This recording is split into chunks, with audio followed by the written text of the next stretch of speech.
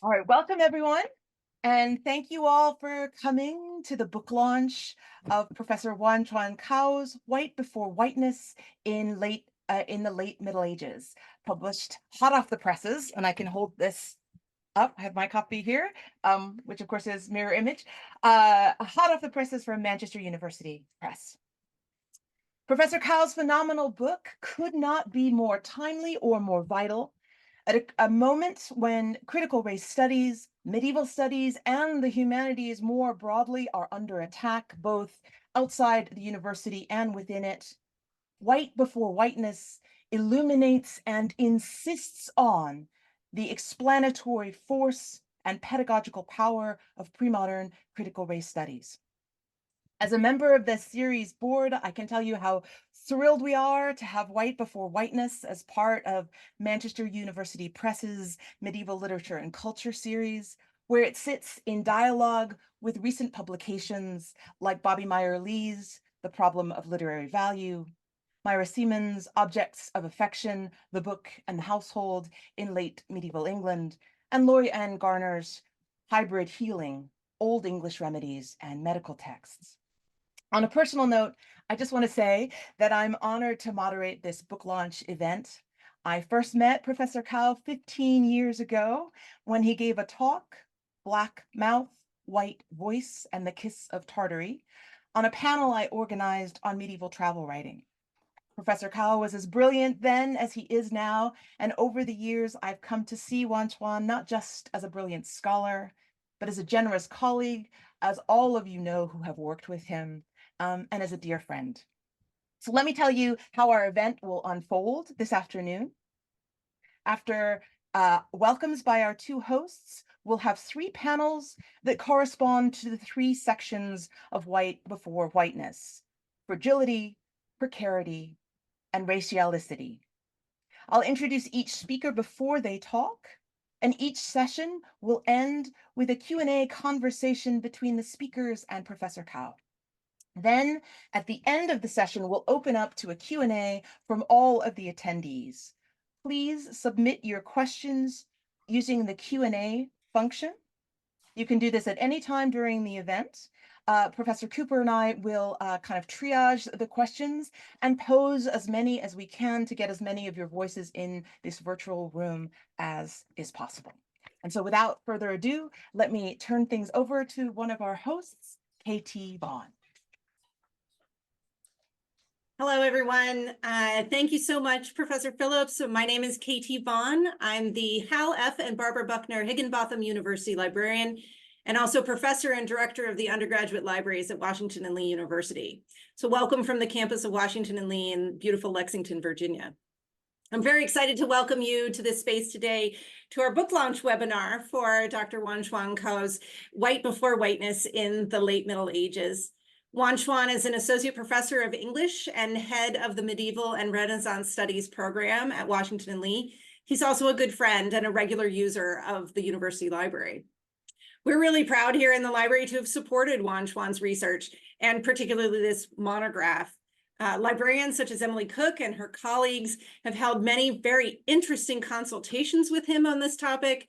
He's also a regular user of our collections and our databases. Wan-Chuan is also well loved by our interlibrary loan department, as he is one of our top users of ILL year on year. And we can trust that he'll not only request things from us, but also use them for fascinating scholarship such as this book. As Professor Phillips already noted, White Before Whiteness is a very timely contribution to our current scholarship. Wan-Chuan articulates in the book that contemporary critical whiteness studies frequently constructs a narrative timeline in which the Middle Ages implicitly functions as the precursor to some real birth of modern whiteness. And over the last 30 years, medieval studies has made some crucial interventions by arguing for the recognition of racial formations in premodernity. But most of the scholarship has continued to treat whiteness primarily as a phenomenon of skin color and racialization. As we'll hear today, Wan-Chuan argues that if whiteness has hardened into a modern identity politics defined by skin tone, it's not always been that way. This book examines not only pre-modern whiteness in terms of race, but also its overlaps with gender, sexuality, religion, the history of capitalism, and the politics of periodization. At the same time, the book never loses sight of the current moment. And so for Wan-Chuan, whiteness may be different from the whiteness then. It may not be what whiteness is now, but what whiteness is now is definitely informed by what whiteness was then. For instance, the white supremacist form of medievalism that we saw on display in the summer of 2017 in Charlottesville, only an hour away from here, that didn't happen in a vacuum. So one of the wonderful things about being a librarian is getting to support excellent scholars and scholarship like Wan-Chuan and his book that we're celebrating today. We love being part of the scholarly conversation before and after a book like White Before Whiteness is released to the world. I'm honored to be sharing this space with you today. Thank you so much to Wan-Chuan for inviting me. Welcome again from Washington and Lee. I look forward to our conversation, and I'd like to hand things over to Professor Lisa Cooper for some additional remarks. Good afternoon, everyone. Thank you. Currently all 86, some of you, though there are 150 people or so registered for this webinar, and I'm sure more of them will be joining us. Thank you for joining us today. I am Lisa Cooper, Professor of English and Director of Medieval Studies at the University of Wisconsin-Madison, and it's really a pleasure to co-host this webinar in honor of Wan-Chuan's remarkable and invigorating book. Here at UW-Madison, we've had the privilege not once but twice of watching this project evolve. We've hosted him through the auspices of both the English department and the Medieval Studies program.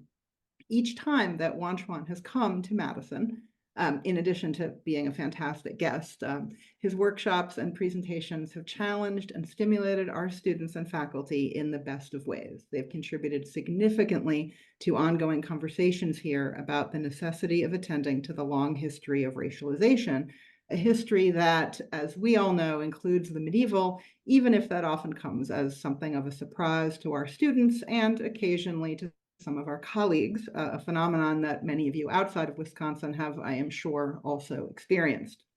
Here at UW-Madison, a majority white campus in an extremely racially divided city and state, these kinds of learning experiences and the new thinking they produce have a heightened urgency. One undergraduate writing to me in the wake of Wan-Chuan's most recent visit said of his talk, which he had attended for extra credit, but it seemed the student learned something.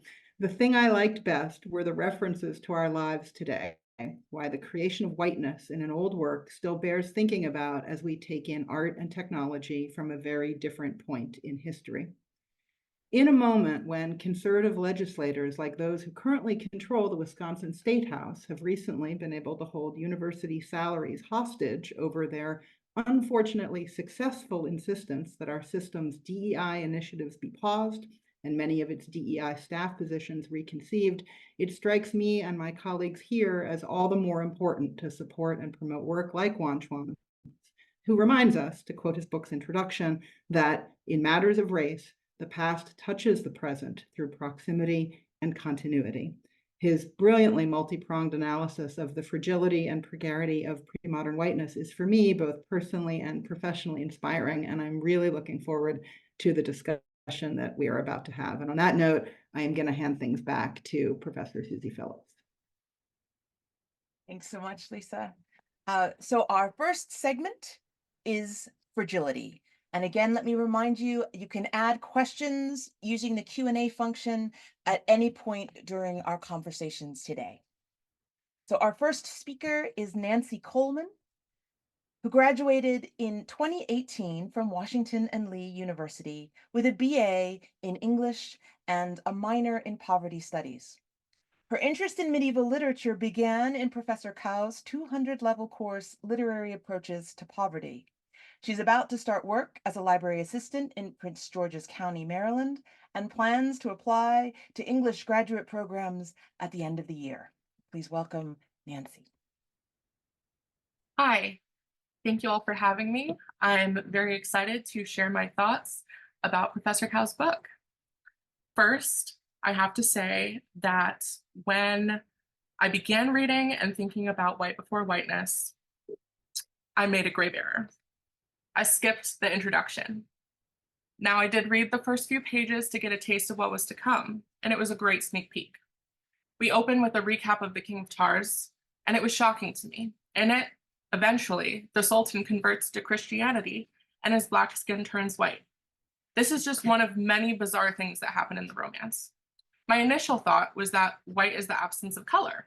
So, of course, one way to understand it would be via the literal removal of color, removal of blackness, of impurity, in order to attain whiteness and purity.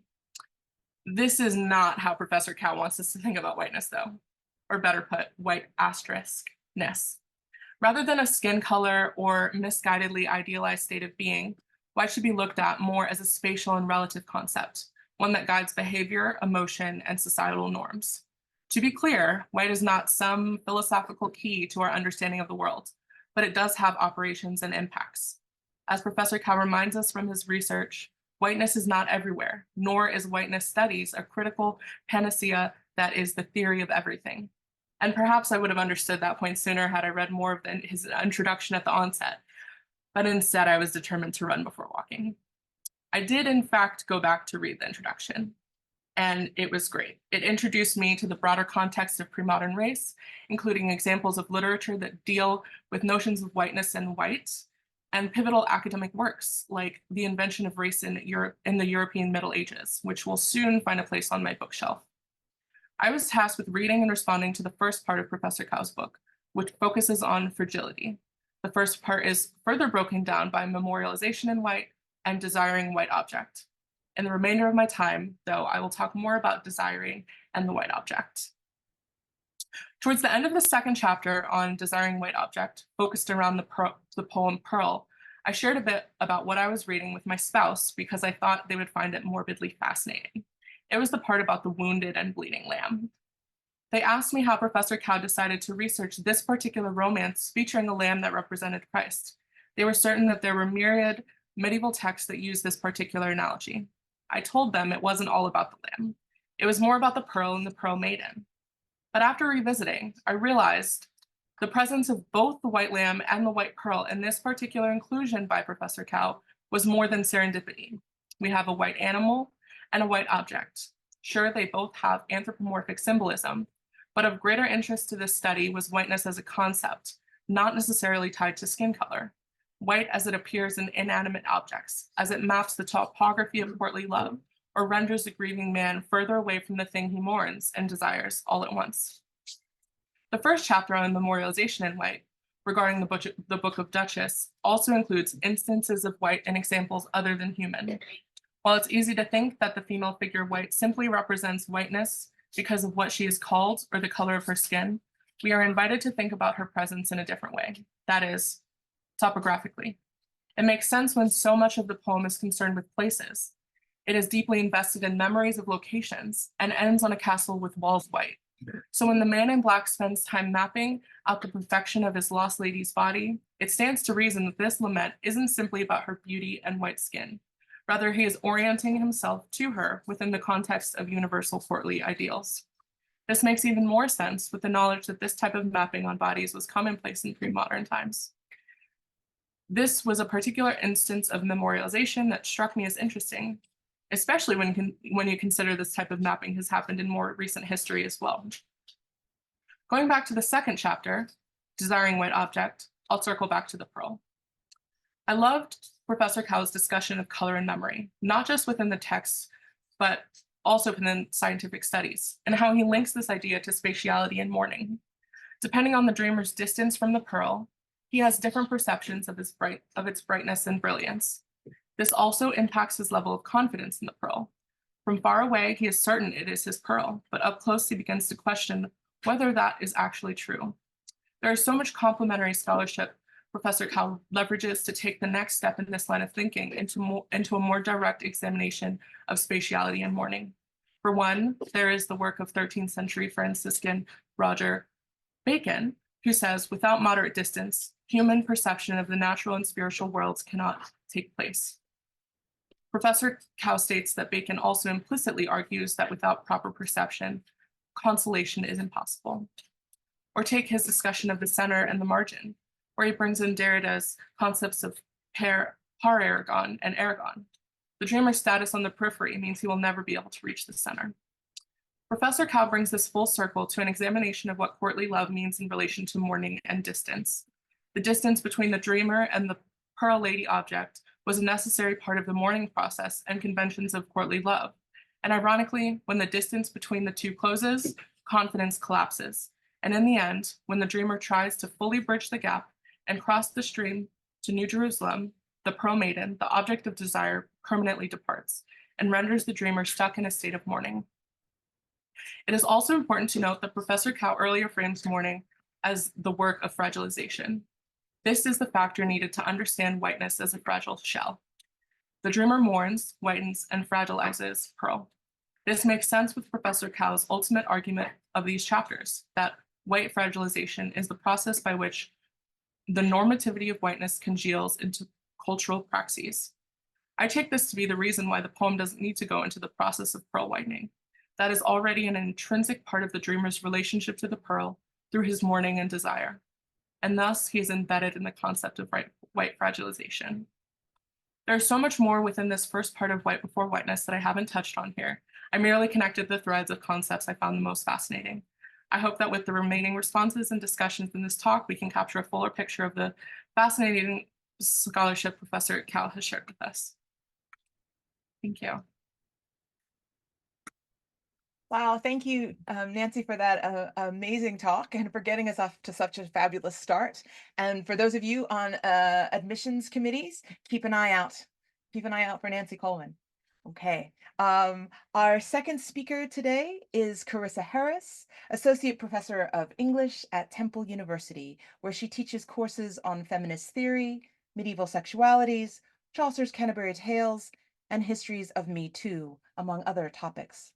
She is the author of Obscene Pedagogies, Transgressive Talk and Sexual Education, and she's co-editor with Sarah Beckley and Elisaveta Strachov of Rape Culture and Female Resistance in Late Medieval Literature.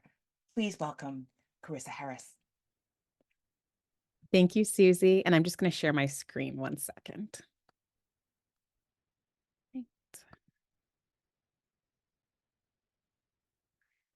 Okay, so I have also been asked to respond to the opening 2 chapters of White Before Whiteness in the Late Middle Ages that focus on fragility and whiteness as a gendering identity machine. In my time today, I'll be discussing how Cow's wonderfully rich thinking sheds light on a few texts whose references to whiteness have long intrigued and in some cases confounded me. In Chapter 1, Memorialization in White, Cow explores the central whitenesses in Chaucer's book of the Duchess, the lost lady named White mourned by the man in black, and the poem's closing reference to a long castle with Wallace White. White is both the proper name for the lost object of courtly white male desire and a specific courtly location. Cow traces 2 distinct modes of whiteness refracted through space and time, and I've included a big quote here, so you can see. The first is a normative and recognizable whiteness produced by the linkage of the courtly lady White and the male subject, whose masculine chivalric identity is superior and pure.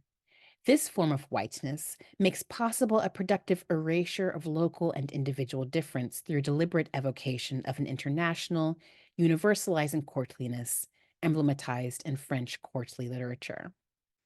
It is a whiteness that occupies the then and there. The second kind of whiteness that Cow sketches out from the book of the Duchess is a, quote, particularizing and literalizing mode of whiteness that is emphatically English, the here and now. Cow thus identifies a courtly universal hegemonic whiteness and a more local, more specific and material kind of whiteness. This play between the particular and the universal, along with Cow's focus on Chapter 1 on toponyms or place names as a way of tracing these whitenesses, is useful for thinking through a white-centric, female-voiced Middle English erotic lyric called At the North End of Silver White that has long baffled me. Its opening stanza is here, And the subsequent stanzas follow the same structure with minor variations. At the north end of silver white, me leif me bat. At the north end of silver white, me leif me bat, I shoda bida. I lied my ware bugler broad and ever he smote. I lied my ware bugler broad and ever he smote besida. Shall be there none man justy thereat, but if he can. Shall there none man justy thereat, but if he can hit smita. And the next two stanzas, like I said, follow this structure, except the target, the where, gets progressively broader, but to no avail. And I've included those variants of the next two stanzas with asterisks. So here, Silver White is a place name, a toponym, designated on the manuscript page as cantilena, a song or a ballad. The song centers on Silver White as the name for the location where the speaker's lover repeatedly tells her to meet him for an erotic rendezvous that fails to satisfy her.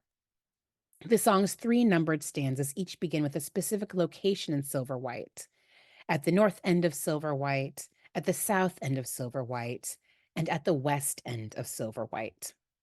The song is marked by incompletion and deferral.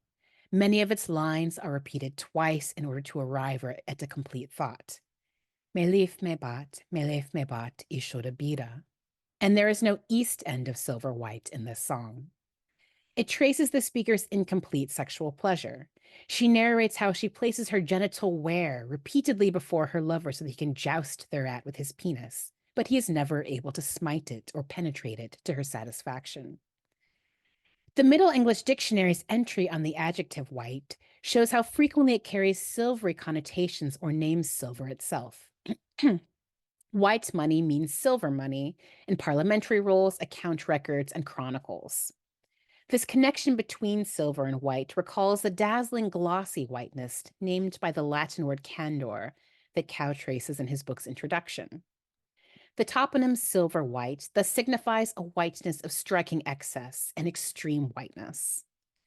Silver white can also be read generatively through Cow's discussion of the role of place names in mapping feminized white bodies. Finally, its status as a doubly coded location for jousting and sexual rendezvous renders it the place where courtly white masculinity is tried and falls woefully short. White here is both a specific physical space and an ideal, unreachable erotic pleasure that the speaker and her life can never obtain. And yet they keep returning to it to try once again, never able to smite. In closing, I'm just going to touch very briefly on a generative point of connection from Chapter 2, Desiring White Object. Here, Cow focuses on the Middle English poem Pearl and shows how in the poem, the labor history of pearl whitening is completely erased. Cow's exploration here of white materiality and the erasure of the labor that goes into making whiteness is useful for reading Middle English and Middle Scots poems about violence against women's bodies, one of my favorite things. Milk white and white as whalebone are conventional descriptors of the white courtly lady's aesthetically pleasing body. But these two kinds of whiteness appear specifically in pastorelles and in the Scottish legendary's Life of St. Catherine. I've included some examples here that I won't read out loud for the sake of time, to describe the female body at precisely the moment when it is under threat of violence, as in the quotations I've included here. I've long been struck by the strategic linking of feminized whiteness with sexual vulnerability. And I think that Cow's consideration of white materiality, femininity, and labor is useful for expanding how we can think about these moments, because these two particular kinds of whiteness, milk white and whalebone white, likewise mask the labor that goes into their production of whiteness, the reproductive and lactational labor of making milk, the capture and death and dismemberment that creates the whalebone. Thank you. I look forward to discussing further.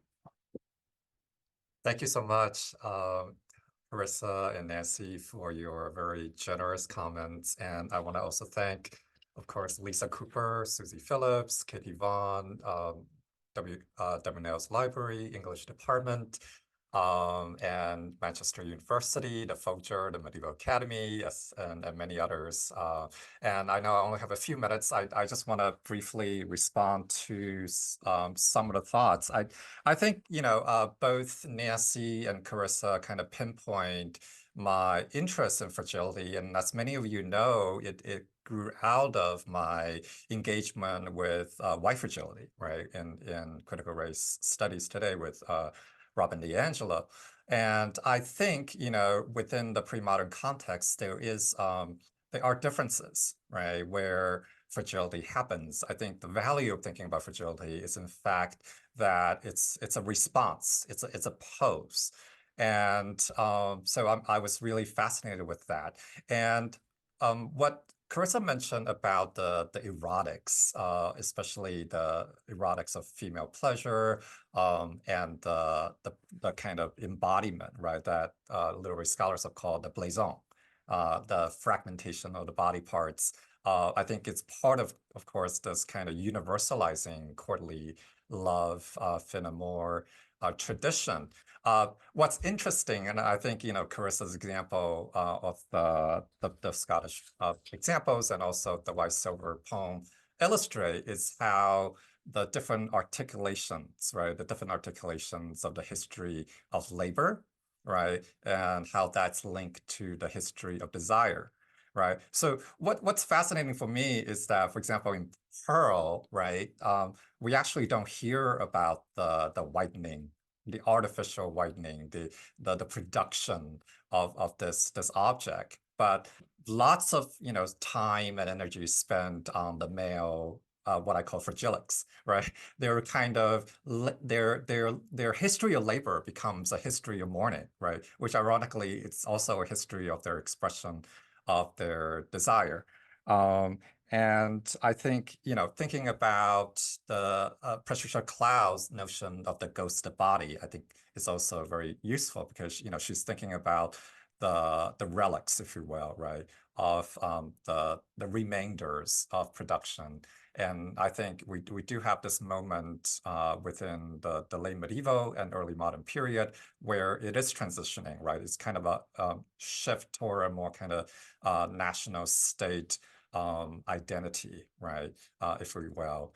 I'll just stop there and see if Nancy or Carissa has a quick comment or question or follow-up. I didn't get to touch on the shell so much in my talk, but I thought that was really fascinating and something that, you know, it makes a lot of sense, right? Like there's the fragile shell, and whiteness is like both the outer part and the inner part, and breaking through that, like it's just something that is very easily broken, and we kind of have that mentality now with white fragility. And it's really interesting to think about that like in a pre-modern setting. Thank you for that. And absolutely, I think, you know, you know, I'm going to give a shout out to Sita Shakanti's one of her earlier books on relics and reliquary. You know, do check it out. You know, she has a fascinating take on the containerization, right? I think ultimately, and we'll get to this maybe later on, it's this you know, the vessel, right? The container, which in some way we think of the female body. There is this tradition of the feminized body as the hold, right? And it gets very loaded in very racialized way with race. Yeah, and I love like the really kind of detailed nitty-gritty history of pearl whitening in the Middle Ages, and you know, and the extreme labor that goes into creating this whiteness.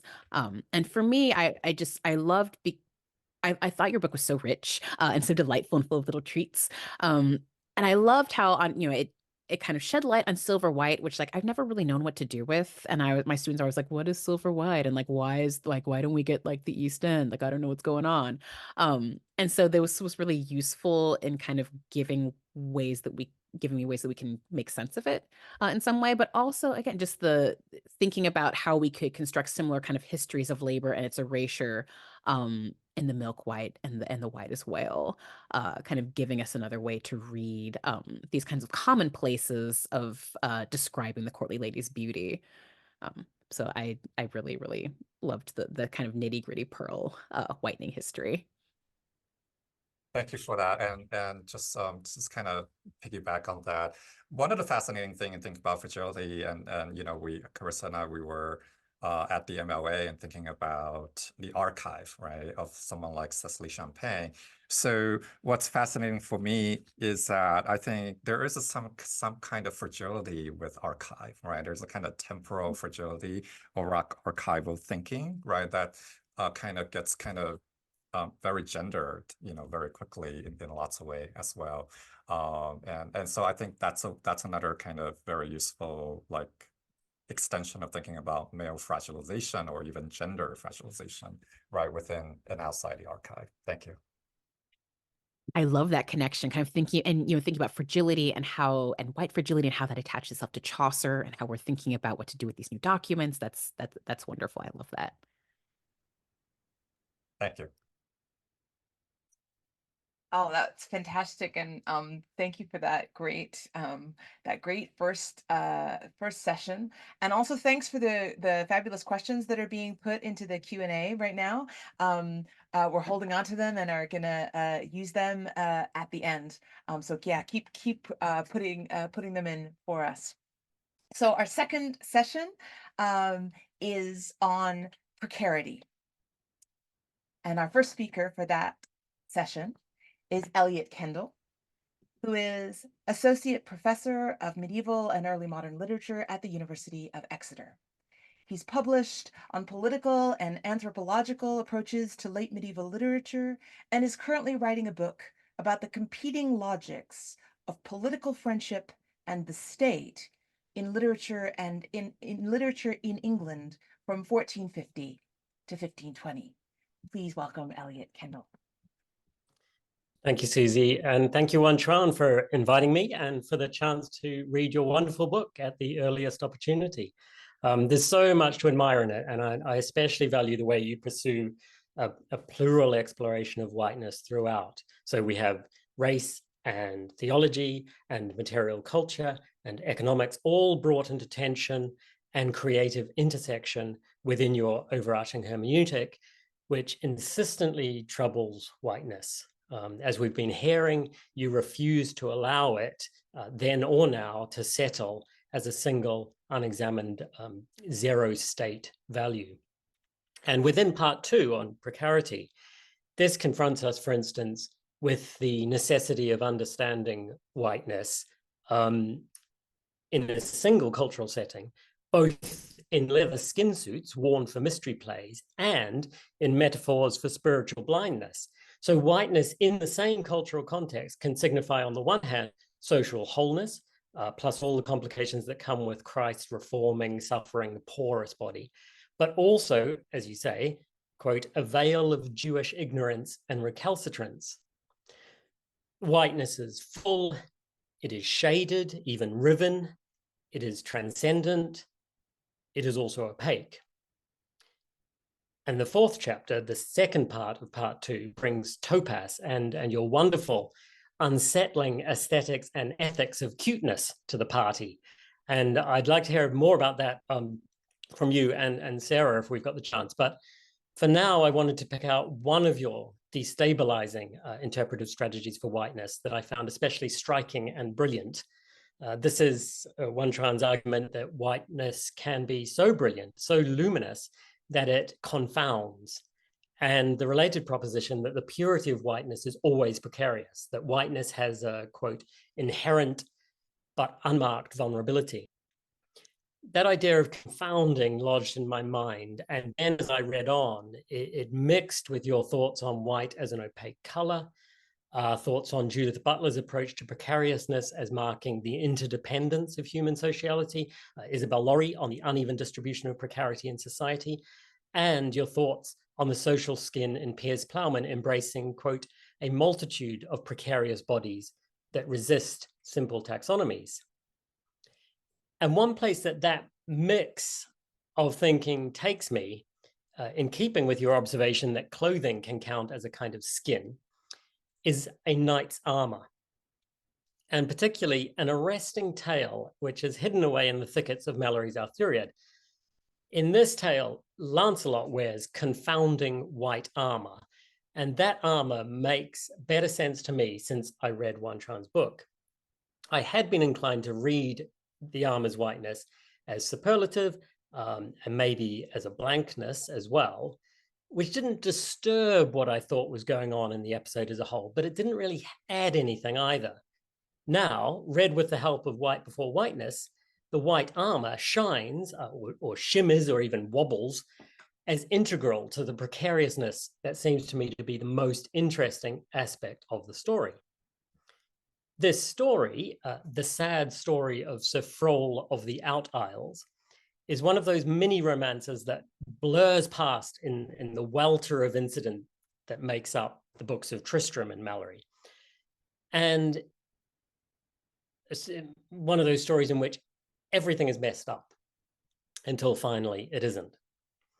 The story is a fleeting set of mishaps, and Lancelot has but a cameo in it, but that cameo involves his most glamorous costume. Lancelot goes incognito several times in Mallory, of course, but here, uniquely, I think, he appears from nowhere in a full suit of white armor, bearing down on the main characters in the story like some otherworldly being. So, bare bones of this, Lamorak, not Lancelot, rescues Frol from some enemies. Then they encounter a seemly Nicta, Arl in Wicta. Frol wants to joust, but Lamorak advises him that Sir Whiteness is surely out of his league. Frol ignores him and, like Carissa's jouster that we've just heard about, misses and loses, whereupon Lamorak rides up to the victor, discovers that he's none other than Lancelot, and the two round table knights kiss and make great joy, but ignore Frol. Then Lancelot rides off, and this is when social threads start fraying alarmingly quickly. Lamorak, at Lancelot's request, won't tell Frol who the White Knight is. Frol, understandably, thinks this is very rude and rides off himself. Later, Lamorak, now by himself, happens upon Frol again, but doesn't recognize him, and in fact kills him because of a dispute that Gawain started with a flagrant crime. Suddenly, Frol's brother Belliance is rushing upon Lamorak, and we've gone from fellowship to feud faster than you can say, wait, did those guys Lamorak killed at the beginning of the story actually have a legitimate grievance against Frol? And the antisocial spiral, spinning out a multitude of precarious bodies, is only arrested because Lamorak and Belliance find that they have a shared past. Lamorak owes his life to Belliance, who somehow sacrificed his sons for him, and also because Belliance is given the chance to prove that he can't best Lamorak in combat. This means the tale ends with a new social bond based on Lamorak's redeeming two wrongs by refraining from killing yet another member of one family. But it has been a close call, and whiteness is firmly associated not with the reintegration that the narrative squeezes out at the last, but with the social mess and disintegration to which the narrative is finally attuned. Briefly, the Round Table Knights are too remote. They miss the chance of sociability with Frol because they are not interested in him. Lancelot's white armor, understood as confounding in Wan-Chuan's sense, is searingly illuminating here. Frol wants to know the White Knight, but he gets rebuffed at and by the skin of the knight's unrevealing armor. Lancelot in this story, if you'll forgive my slipping out of my section for a moment, and indeed back to Carissa's talk, resembles early phase Blanche in the Book of the Duchess, as Wan-Chuan reads her, excessive and inaccessible before she is particular and knowable. This is precariousness, not just for poor Frol, but also for Lancelot and the Round Table. Frol ends up dead because his desire to connect with the chivalric elite is confounded by whiteness. But the elite lose too. The Round Table in Mallory gains heroism points when bad guys are defeated, but adventures only really pay off in the long term when Round Table Knights incorporate survivors in the expanding, diffuse polity that they're trying to consolidate. On the whole, Lancelot is the best at this job by a long chalk, but in this tale, his whiteness doesn't signify that superlative political power. Instead, confounding whiteness in its separating brilliance, its opacity, its failure of particularity as Lancelot worries away at his political identity, refusing to settle his relationship to the governing round table. This confounding whiteness confounds the social possibility right in front of him. And that's just one small strand of inspiration I took from your very exciting new book, Wan-Chuan. So thank you again. Thank you, Elliot, for that great talk. Our second speaker in this panel is Sarah Friedman, who will graduate from the University of Wisconsin-Madison in May with a PhD in English. Congratulations, Sarah. Her dissertation explores constructions of masculinity in late medieval medical, literary, and historical texts. She's recently published work on Chaucer and Gower in Essays in Medieval Studies, and has a forthcoming article about the King of Tars in the Journal of Digital Philology. Please welcome Sarah Friedman. Thank you so much. Can everyone hear me okay? Yes, I assume so. Okay, great. So in reading Professor Cow's book and examining the question of precarity, I was prompted to think, how far can you stretch something until it snaps, and how hard can you squeeze something until it bursts? This is what Professor Cow prompts us to consider regarding the white Christian body politic. In this section, Cow conceives of the Christian body politic in some ways as a white skin that seeks to contain and discipline a multitude of precarious bodies within it and around its margins. And though Cow does not discuss the King of Tars in this section in particular, in reading it, I couldn't help but think about the strange ending of this romance when the converted Sultan of Damas and the King of Tars stand before the 30,000 Saracens who are described as both blue and black, who face the fate of either death or conversion. Though the Sultan has just, in theory, miraculously transformed from black to white via baptism, the end of this romance, the narrator reinforces epidermal difference amongst those who may join Latin Christendom, signaling the reality that the expansion of this political body necessitates the incorporation and inclusion of difference. So in other words, the premodern Christian fantasy of white homogeneity is always a precarious one, and the multiplicity of precarious bodies that comprise the Christian body politic always threaten to quote Professor Cow, disrupt any attempt at a unified and coherent biopolitical community. So I'll focus my response today on how Cow really strikingly attends to moments in medieval literature when white precarity, operationalized as a skin phenomenon, engages with the question of the religious other, namely the figure of the Jew. And crucial to Cow's reading of the precaritized Jew are contemporary theories of the double-edged nature of precarity politics. So as Brett Nielsen and Ned Rossiter have suggested, for example, precarity provides a common platform for struggle, but in doing so, often integrates rhetorical and material conditions that fuel the precaritization of the perceived threat. As Cow contends, Christianity is founded on a theology of precarity, one that foregrounds humanity's liability to suffering and pain. And in many medieval representations, the figure of the Jew is held responsible for such pain and suffering. And so the Jew is the Christian community's internal other that is a dangerous but necessary presence, always imagined to be, to quote Professor Cow, pulling at, stretching, and bobbing the Christian body politic. In chapter 3, Stretched White Leather, Cow notes how within Christian representational traditions that invoke the Jew's presence at Christ's passion, the Jew is subject to a deformational force, which he calls the stretch, whereby the Jew is distorted to connote a common threat to the body of Christ and the Christian body politic as a whole.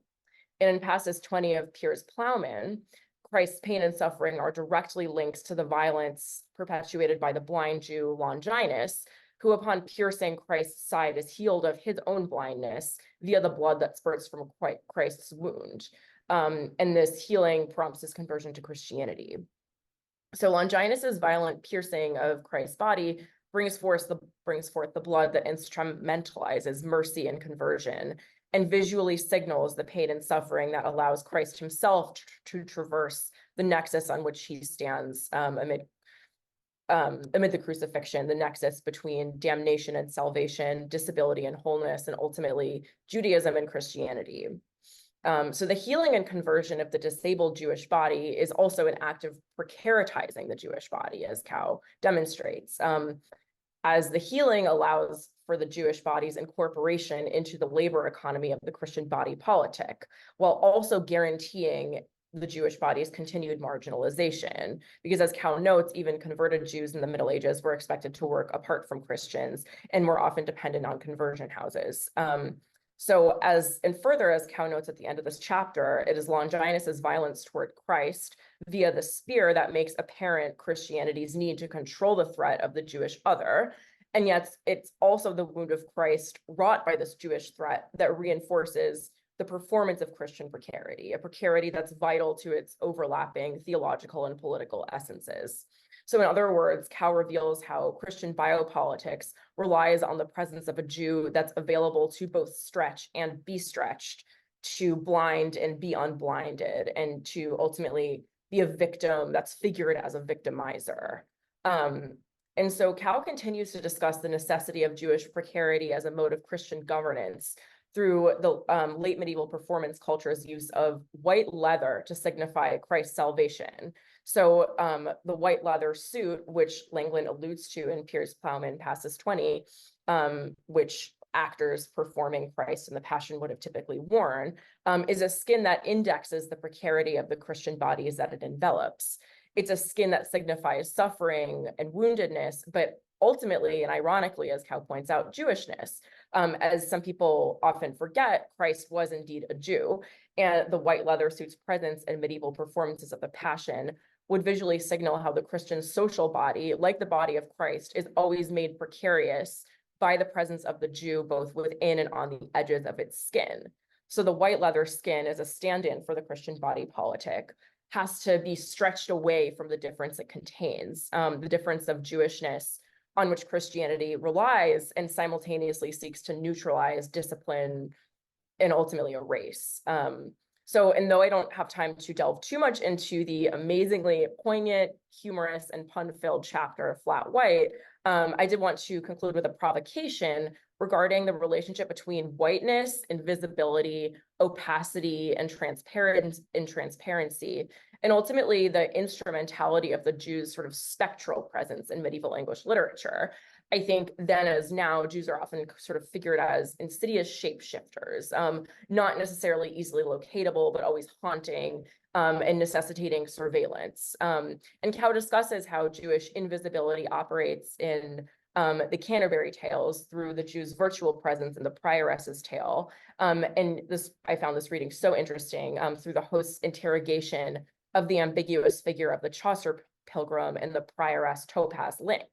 So one which thread that I'd hope to discuss is the question of how Jewish invisibility or Jewish absence in the context of medieval literature, as well as the historical reality of late medieval England, like how does that sort of whole of that the Jewish figure presents, like how does that put pressure on pre-modern whiteness, perhaps enacting like its own kind of squeeze and stretch, so to speak. So thank you. Thank you so much, Sarah and Elliot, for your really generous comments, and thank you, Elliot, for this brilliant reading of that episode from Mallory on Lancelot. I'll just briefly comment. I think the connections I'm really interested in here. I think the key for me really in thinking about precarity is Judith Butler's observation that precarity emerges when interpolation fails, right? That is when the subject fails to cohere and emerge out of a certain kind of calling. And I think, Elliot, you're absolutely right about this kind of hiddenness, right? Opacity, and which Sarah also drew attention to with the white armor, which we see this kind of color coding of chivalric assemblage, right? Or quoting someone like Jeffrey Cohen, right? And thinking about how the whitening of that is actually both destabilizing rather than cohering, right? Allowing a certain kind of identity. And it's also very much kind of work through material and cultural registers. And that's one of the things, thinking about the unevenness of the failure of interpolation. The other one is the notion or the observation by Laurie and others that precarity, the language of precarity, is always it's uneven, right? It kind of highlights the unevenness of who or what is precisely precarious. And one of the things that's linking both of the chapters, I think, it's violence and the violence that's possible or unleashed through whiteness, right? Or justified through whiteness. So in thinking about something like the white skin suit, the very complicated layering of the animal, the human, the material, the dead, right? And I'm definitely standing on the shoulders of works of other scholars, Anthony Bell, Kathleen Biddick, Stephen Kruger, Sylvia Tomasz, Samantha Castillo, Kathy Levizzo, Geraldine Hang, and others. And, they have shown us how the kind of volatility, I think, if you think about these, the spectral Jew, the paper Jew. So it is, going back to Sarah's question, it is this kind of the internalized other, right? And I think the relationship between Jewishness and whiteness is always a very complicated one given within the medieval context, right? Because there is that, the veil of spiritual blindness, right? The image of synagogue, right, as blindfolded, right? And that is kind of grounding, right? All the other kind of readings of what's possible, and the ambiguity, right, of how can you tell, right? I think other scholars have kind of discussed the kind of complexity of identity formation. And just very quickly, and linking back to kind of thinking about Eliot's example, right? So, the thing I was thinking about is Chrétien de Troyes' Lancelot, because there he appears as a red knight, right? That very famous episodes toward the end when he puts on the same disguise, right, with the other armor of the steward. I think although I think red is doing a very different kind of work, I think, as you pointed out, than whiteness, because of that very complicated history, both religious and chivalric and courtly, right? Where I think one of the ways I'm hearing you is actually that whiteness it becomes objectified through these body parts and objects, right? So that it's feminizing in a way that it turns the chivalric body into, as you mentioned, like the Lady White, right? Wheat in the Book of the Duchess. Yeah, and I'll stop there. And if either of you have any comments, thank you. Yeah, thanks much. I suppose, Susie, you'll just have to jump. I'm conscious of time, but I suppose I had two thoughts. I mean, I love that you picked up on interpolation, because I think the round table's always so haplessly trying to sort of call people out and position themselves. But actually, just to give Flat White a chance as well, I really love the readings you produce of cuteness being squeezed and squashed and then flattened. And I wanted to ask you a bit more about the way you use that to link to Topaz back into the Prioress's Tale, because my sense is that you're reading race and violence and aggression really across both of those tales. And I just wanted to ask whether you thought there's any room to see Topaz a bit more optimistically.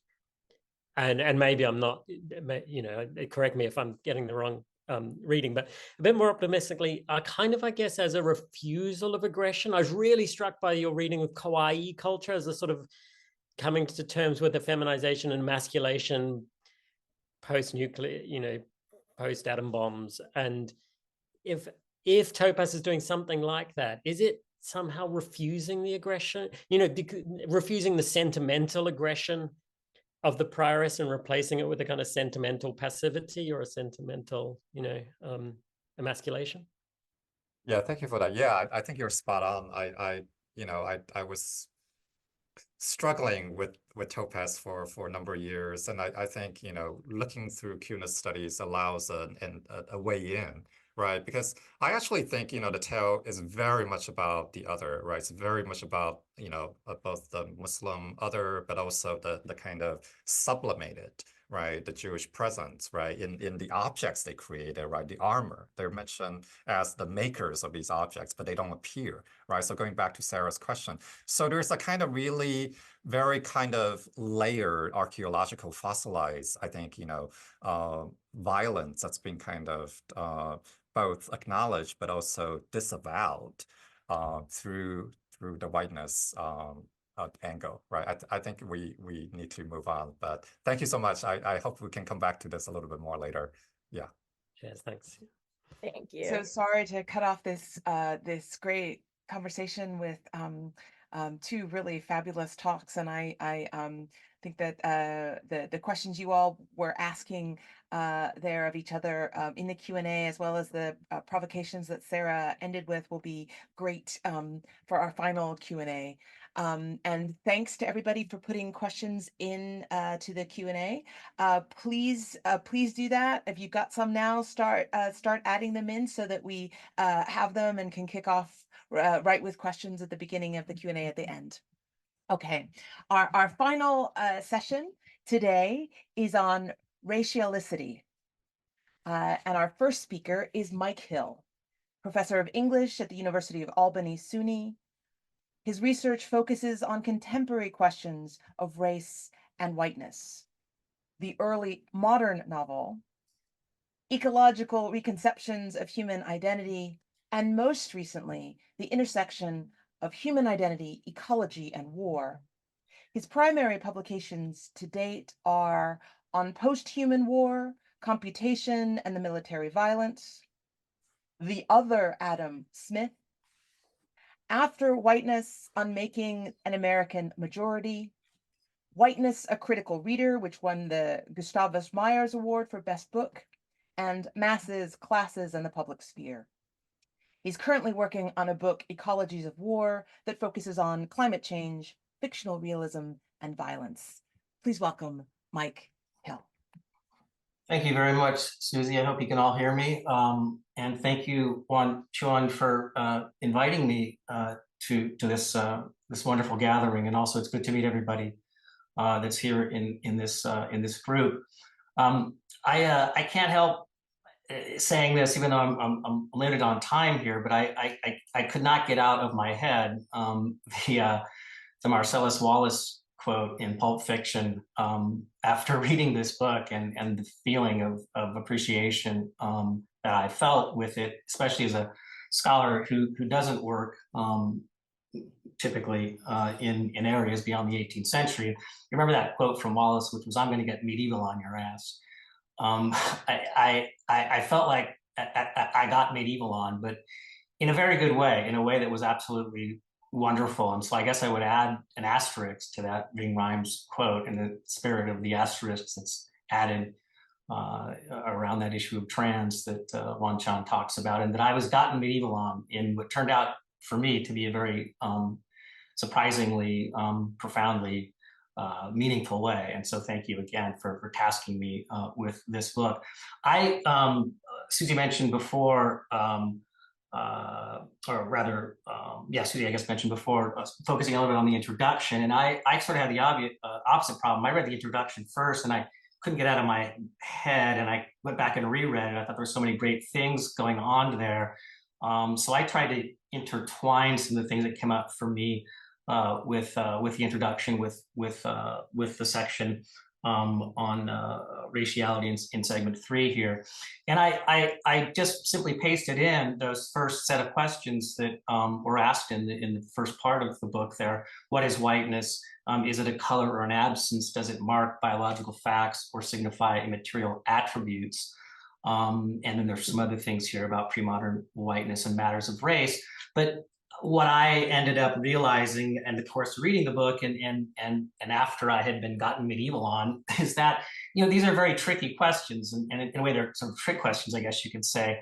As one works through it, you realize, right, that it's not a matter of what is whiteness, but I think more in spirit of the work here is sort of how is whiteness, or how does whiteness work? And so it's hard for us sometimes to get out of the identity problem and into these, I think, more enabling ways of conceptualizing relationships between people and things, which brings in this other vocabulary, right? Not just ontological vocabulary so much, but a vocabulary that involves media and system, right? So these are social cultural categories, yes, but they're also, and this is a terminology from the intro, they're systems, they're symbol systems, they're modalities, they involve semiotics.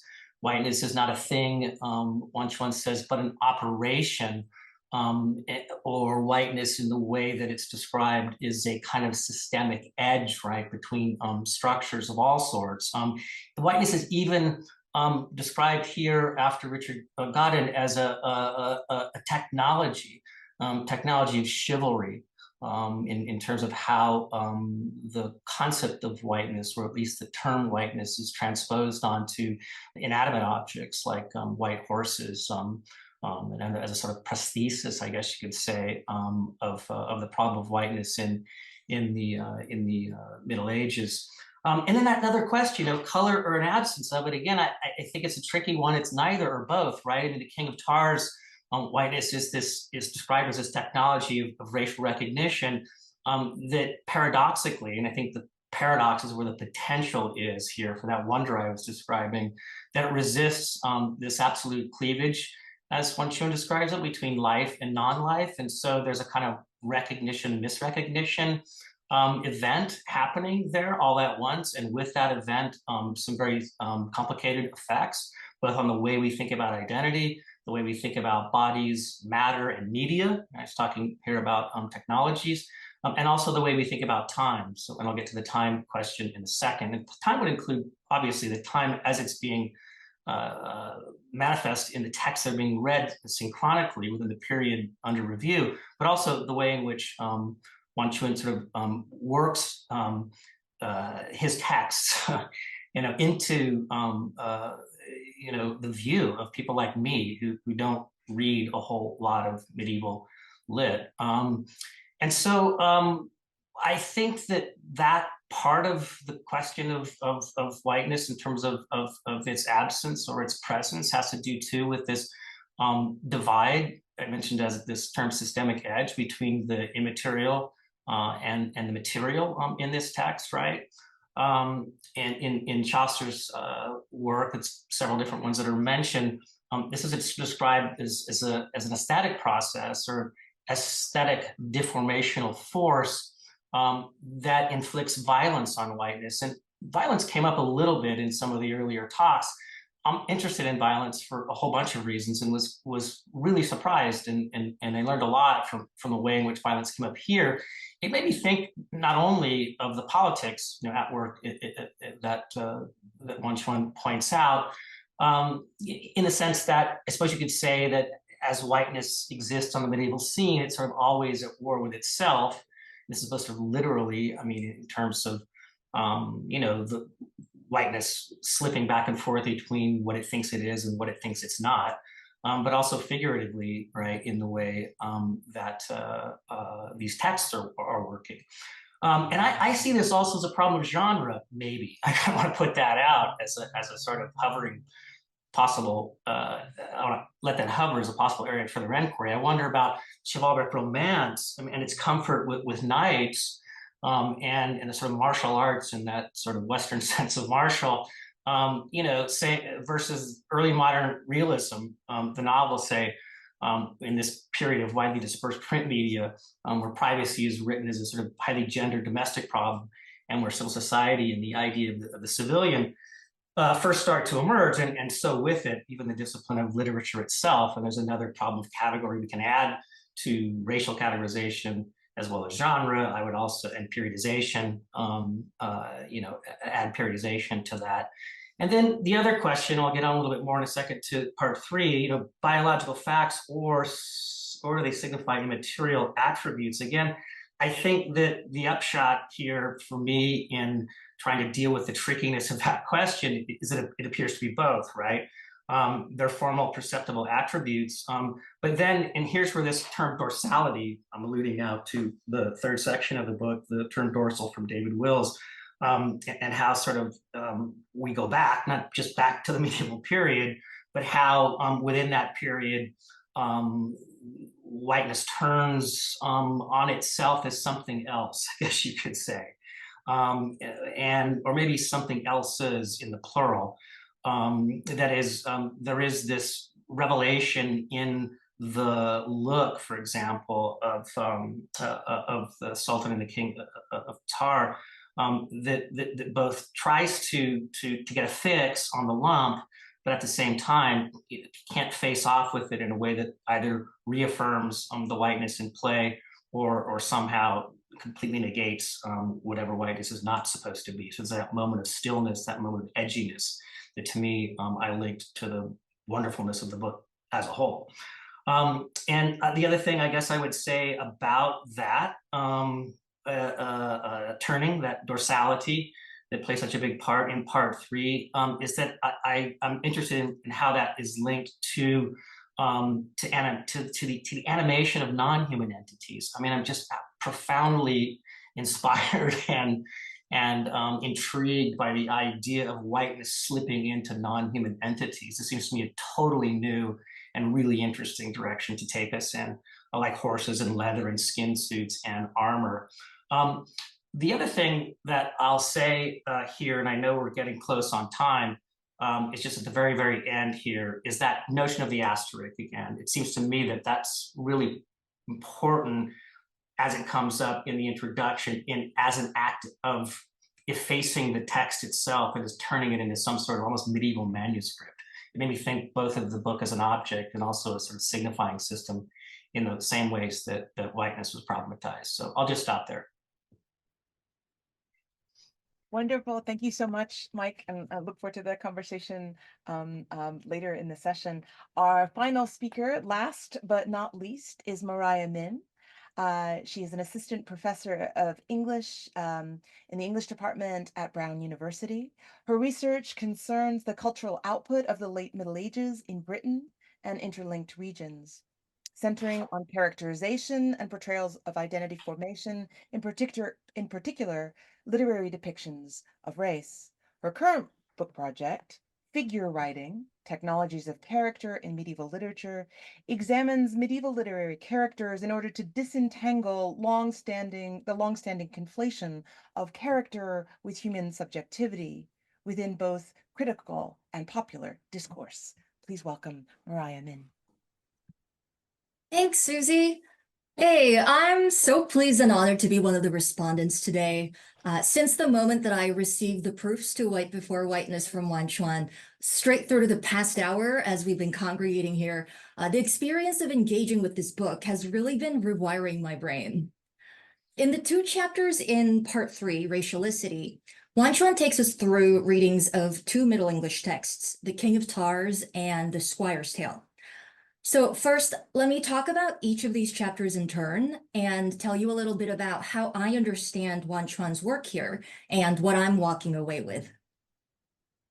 In chapter 5, White Dorsality, Wan-Chuan zeroes in on the figure of the child born between the Sultan of Damascus and the Princess of Tars, and asks us to look at the child not through the lens of the biopolitical, but through the geontopolitical. We are urged to move away from questions like, is that baby dead or alive? But rather towards questions like, what prevents the recognition of that baby as alive? I quote from Wan-Chuan here. The child is not necessarily dead or inhuman simply because it does not display signs of normative animacy or humanity. So the power that works in the King of Tars, he argues, is not the power to make live and let die, but the power to choose what becomes apprehended as alive. Just as someone whose back is turned to you still possesses a face, the life of the child before baptism is unseen, but not invisible. Wan-Chuan points out that what happens to the child and the Sultan both through their respective experiences of baptism is very like the process that Hortense Spillers describes as turning flesh into body. In The King of Tars, the white Christian gaze refuses to see a face or a life in the flesh of the other. It must turn the child and the sultan legible through creating illusory white Christian bodies that it can subsume and then stamp with the approving seal of recognition. In chapter 6, In the Lap of Whiteness, Wan-Chuan traces the operations of periodization and racialization as twin procedures that seek to enact the forceful categorization of what exceeds categorization. I quote again, "The Squire's Tale is a passing narrative that willfully misrecognizes peoples, objects, and animals across racial, gender, historical, geopolitical, and species registers. The Squire passes the Tartars off as exemplary European courtiers, the falcon as human, and mechanical devices as magical objects." When Candace holds the injured falcon in her lap with empathy, that empathy functions as a tool to erase difference. In much the same way that empathy cannot fully inhabit the distinctiveness of another's experience of pain, but rather must turn it into something already within the empathizer's understanding, Candace and the falcon end up creating an echo chamber of whiteness in which the cultural capital of gentillesse, privileged as the essential building block of courtly being, is mutually circulated back and forth between them. It's a real two girls, one lap situation. The way out of this loop, Wan-Chuan proposes, is to implicate rather than interpolate. So we must acknowledge the fuzziness, the feeling, the hapticality, the unresolved and uncategorizable that highlights the violence of fit demanded by periodization and racialization. So across these two chapters, Wan-Chuan, something that stands out to me is your exposure of the ability of power to perform willful misrecognition. Whether that's the King of Tars refusing to understand the child or the Sultan or the people of Damascus on any terms other than Christian whiteness, or whether it's the Squire's Tale placing the elements of its narrative into boxes that already exist within the whiteness of courtly literature, or the post-Chaucer readers of the Squire's Tale, racializing part 1 while deracializing part 2, periodizing the told tale as the medieval and the untold tale as the modern. Through all of this, both of these chapters center around how recognition is weaponized against the other in order to tame it into a shape that is discursively legible. So what I would love to pick your brain about is where that discursively taming force of recognition resides in these texts in relation to two characters, the Princess of Tars and Candace. You write, "It is important not to romanticize or empathize with the princess, not to elevate her white woman victimhood, which is a form of white racialism, and not to erase or excuse her complicity, agency, and actions." And another quote from a bit earlier in the chapter, "Face blindness is the first cruel ruse the princess plays on the Sultan." In these moments, the sense that I'm getting is that the princess is the conduit through which the poem enacts its whiteness, and that she aligns with power so closely that she's functionally identical to the poem, which in turn is identical to the discursive violence that it perpetrates. She is the poem's creature, and the poem is hers. What then is the relationship between Candace and the Squire's Tale? Here I quote from your chapter 6, "The failure to catch the falcon is an act of violence because an oopsie, however unintentional, is a sign of inexcusable negligence and carelessness." Is Candace's negligence akin to the Princess of Tars' refusal to see the face in the child's flesh? Is Candace the poem's creature, and is the poem hers? And conversely, If the Princess of Tars cleaves so closely to power, then what do we do about the dream of the black dog, which kind of just falls apart and becomes flesh in her hands?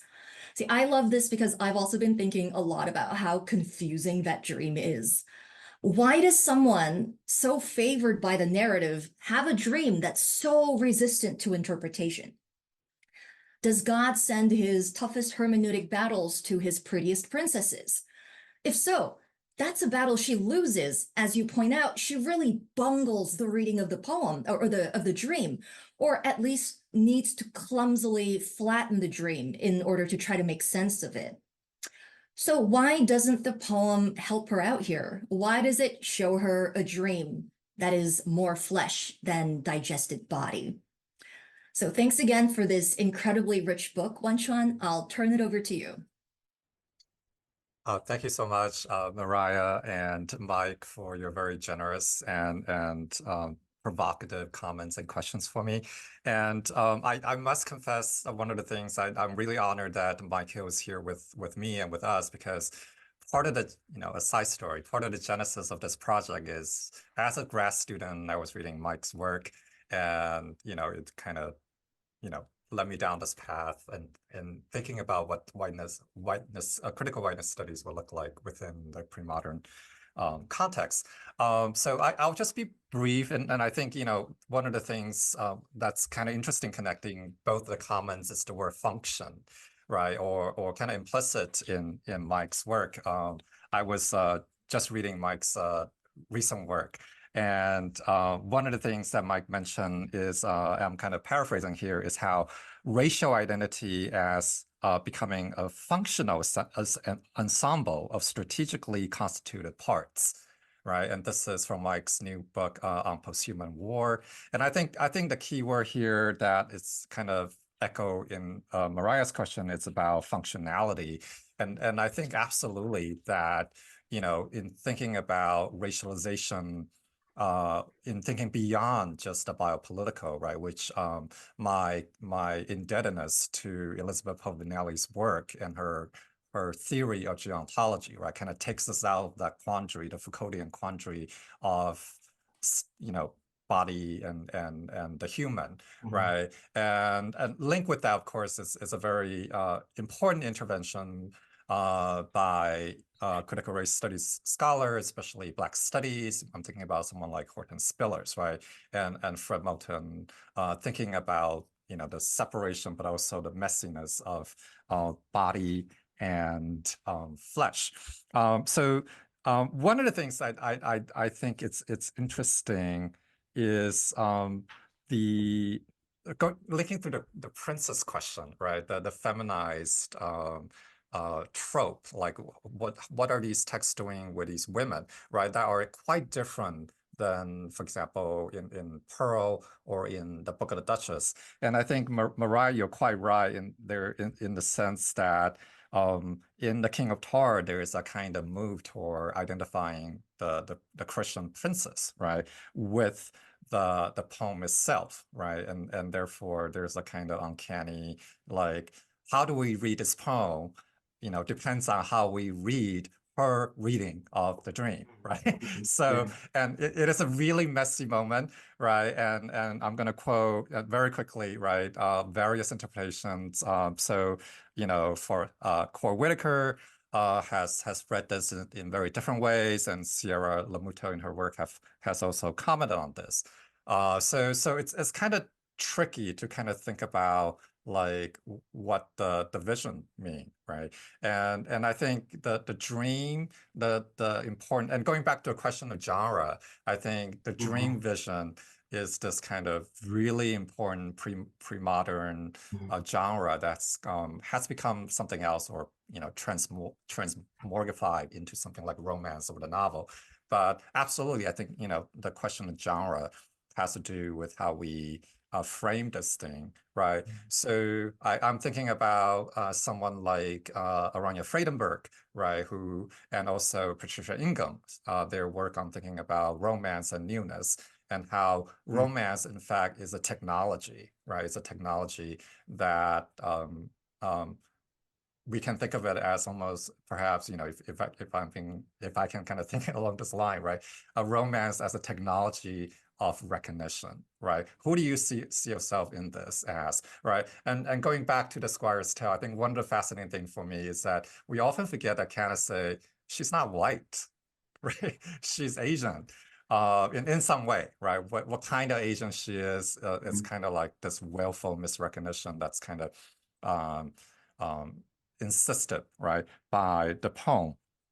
And very, very quickly, the last thing in thinking through Mike's comment about the kind of breakage, right? And this is also linked to kind of thinking about Maria's questions in thinking about gender. I think, listening to Maria makes me think about how periodization, in fact, is very much a gendering activity. And I think that's something that we definitely need to kind of explore a little bit more, right? So that kind of early modern medieval divide, on the one hand, if you want to look at someone like Marx, right, there's a kind of very clear historiography. But as medieval historians have pointed out, right, it's always messy, right? It's never this clean break. And someone like Cedric Robinson, right, in thinking about racial capitalism, will say, well, actually, there's a problem with this white Marxist narrative. So that periodization itself, right, I think utilizes the technology of dorsality or the soma technology of gender. I will stop there to turn over to the moderators very quickly. Hi, so thank you very much for Thank you very much for that fabulous third and final session. We're going to open things up now for questions from the floor. We have a few to start with. Also, I would encourage all the presenters, if you'd like to turn on your cameras so we can see you all here, so you can jump in as you wish. And also, you should feel free to ask each other questions. What I've done is combine a couple of the questions together at first, so we could get as many voices in as we can. I'm gonna click a button that says answer live. I'm hoping the questions will pop up, but I'm gonna summarize them if they don't. So the questions are a question about kind of specificity, right? There's a kind of if Professor Cao's argument is about the complex temporality of whiteness, what is it particularly about the 14th century that makes these texts such a fruitful site for thinking about and analyzing premodern white, right? Are there particularities of this historical moment? And then a paired question with that is, what about English temporality? What makes this focus specifically English? And there's a reference in that question to Carissa Harris's paper about the here and now. So questions about why 14th century and why 14th century England? Thank you so much for the questions. I'll just be brief, and then the question about a poem, maybe Carissa, you can jump in as well and comment. I think the 14th century is a very complicated one, and again, going back to the question of periodization, I think it is a moment where things are messy, right? Where it's not, there's no exact division, and we have the within photo within the question of the Englishness, of course, with the political transition, right, and then the leading to both the political and religious kind of conflicts in the 15th, 16th century, right? And we see already the kind of the genesis, or kind of the rumbling, so to speak, underneath. And I think also for me at least, I think the late 14th and early 15th century it's also important in terms of literary history, right? There's a kind of shift, I think it happens. Like we were just talking about the dream visions. I think, like dream vision became something else and then it kind of sort of disappeared, sort of, right? For a while. So there's a kind of historiographical question as well. And in terms of the Englishness, right? Englishness, right? So I'm thinking about works by, for example, artist Butterfield in her thinking and Kathy Leviso, right? And we don't really quite have at this moment, the nation state, right? Going back to Mike's comment, right? But already, we have ideas of maybe proto-citizenship, right? For example, then, the idea of franchise, right? It's of freedom, right? It's linked to someone being a particular subject of a city, right, or town. So, and that has its own sets of privileges, right? And then it begins this kind of transformation. And finally, in terms of love and marriage, this is the moment, right? Because in most of Western rituals of marriage still today, right? We have the marriage vows, right? And the ceremonies and rituals, and those are legacies of the medieval. And one last thing, conduct, right? This is the moment where gender and conduct became this big thing. And I think someone like Chaucer is starting to participate in that a genre. So I realized I should have said right when I started, please put your questions in the Q&A. We're going to go till 6:35 when I'll formally end the proceedings, just to give us a few minutes of Q&A here. So please do put your questions into the chat. Carissa, did you want to jump in on this one, or do you want to hold on for a second? And I think the next question is also kind of engaging with your with the way with fragility and with Englishness and the here and now. So it might be that I can pop that one up and tackle it together. Does that make sense? Yeah, that sounds like a great idea. All right. And we'll see if my brain can generate something at the end of a long teaching day. Right. Okay, great. So here's a really rich question about translation. And thinking about what might the role in translation be in the book of the Duchess, and its centrality of whiteness, white asteriskness, using the English word white instead of blanche or Latin album, right? And of course, the whole poem is in Middle English instead of French or Latin.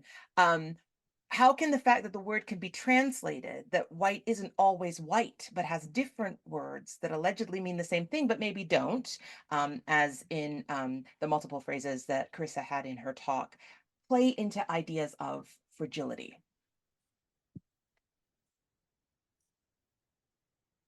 Wan-Chuan, do you want to address that? I can start, and then, Carissa, since you're more familiar with that poem, which is brilliant, please feel free to jump in. I thank you for the question, and definitely, I think the question of translation is very important in this, and of course, part of the agenda, right, of someone like Chaucer is for lack of a better term, is I think he's doing multiple things, right? He is doing a kind of shaping a particular kind of English literature, right? But of course, he's not the only one. We have like others, right? Like Gower and the Wayne poets, and then of course other important regional literature as well. So there's something about the Englishing, right, of these names, and wheat, of course, has its root in Old English. So there is that kind of layered, if lack of a better word, like genealogical intentionality to that. And many scholars have kind of, for example, thinking about the different periods, right, of Chaucer's writing, the French, the Italian, and then English. And of course, as scholars have pointed out, they're never quite neat, right, the demarcation or the periodization. So on the one hand, I think it is kind of this willful attempt, right, to localize. I think this is really what's fascinating with the Book of Duchess. It's both universalizing, but it's highly localized, right? Thinking about John of Gaunt, right, and the passing of his wife, So it's a memorializing thing that's both immaterial and abstract, but also deeply, obviously coded for people who can easily read the language. Yeah. Yeah, I mean, one of the really interesting things kind of building on this idea of whiteness is of white, the word white as specifically English, and these kinds of continuities between kind of Old English and Middle English, is the explosion of connotations that white has, particularly in the 14th century. When you look at the MED, some of the, and look at the kind of the date ranges of all of the different definitions. I spent a lot of time thinking about that over the weekend. You can definitely see, especially when whiteness is associated with alchemy, with metal, with various kinds of materiality. That's one place where the definitions kind of explode in the 14th century and thereafter. And so I think there's something going on there with white in particular as a term and kind of these rapidly expanding meanings during this particular time in England. Please, Mike, just jump on in. Yeah. Yeah, just very quickly, because others might have things to say, but I just wanted to, on the question of periodization, and then tacking back to Carissa's comment just now about sort of why the 14th century, which, I'm asking implicitly as a sort of an outsider discovering that I'm not outside in it at all. That is to say, there's something really important between the then that was then and the now that was now, that doesn't rely on a simple, fixed, absolutely divided, time difference, the explosion of connotation, this sort of undoing of whiteness that is, I think, manifest in the whole ideal of making something great again that's more or less realized is gone and going in that sort of sense. To me, on the period question and the flexibility between past and present and the permeability between those things and the appropriateness to say 14th century readings of 14th century text, what I really found useful was the replacement with period with the word periodicity, right? And so I was thinking of that of periodicity as an enactment of reading, as a producing a relationship between relationships. Those relationships that existed then, those relationships existed now, and the ways in which those relationships match or don't match or come together is varied, is contingent, right? That is subject to change. And so it seems to me that in the work here, which is really a profound move, time works in the way that category works, whether the category is identity or category is genre. In the same way, we don't want to clearly demarcate or absolutely demarcate romance from realism, or romance from novel, right? Or then versus now, or pre-modern versus modern, or whiteness from whatever binary it thinks it's not. I think that your opening up of those divisions works equally well on the time question, and I think that to me was what resonated in Carissa's comment just now, in thinking about the unmaking of an American majority, right, and all of the crises and literal enactments of violence as well as psychic enactments of violence, right? That part of that coming apart and that madness of trying to put it together, it seems to me to really resonate in your work. Wan-Chuan, do you want to have a final word before I close for us here? Well, yeah, thank you. Thanks to everyone for your very kind and generous and provocative comments and feedback. I really am grateful, for your presence here and your research and work that all of you do.